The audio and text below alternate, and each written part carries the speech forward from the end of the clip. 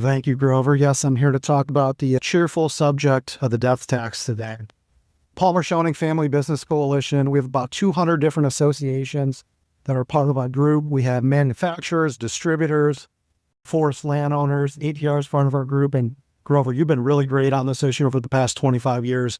But the common thread between a lot of our associations is that they all have multi-generational family businesses as members. And as you all probably know, family businesses create the majority of jobs in the country. But not only that, they support a lot of philanthropy, and they do things like sponsor the local Little League Baseball. So family businesses are really important to the fabric of the country.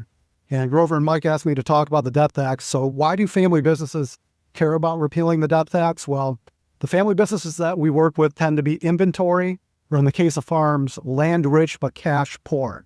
I think about a family-owned distributor. You have trucks, you have warehouses, other liquid assets, but you don't have much cash on hand to pay the tax. So not many family businesses have a pile of cash sitting around to pay the death tax. And what happens when you don't have the cash to pay the death tax? Well, you fire workers, you sell off equipment, sell off parts of the business, or in the worst cases, close the doors for good. So we were very pleased with the improvements in the working families tax cuts. We do need to finish the job, and Grover and I were talking about this beforehand. There is a bill in Congress right now to repeal the death tax completely.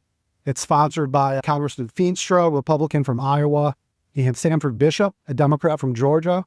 On the Senate side, Senate Majority Leader Schoening is a sponsor. We have 181 co-sponsors on the House side, 47 on the Senate side. It's one of the most popular tax bills in Congress.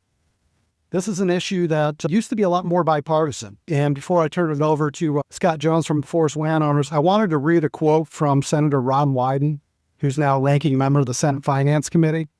And he said this to a group in Oregon in 2002 about the estate tax. Listen to what he had to say back then. He says, quote, "I will cast my vote to end this tax, and I will do it in the name of issues that Democrats hold dear.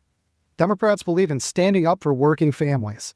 No one will suffer more than the employees of family-owned companies in this state that will break up or sell out to larger corporations in order to satisfy their estate tax obligations.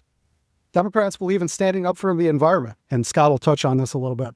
"Yet most environmentalists have never thought about what happens to farmland and timberland when heirs are forced to quickly pay their estate tax bills.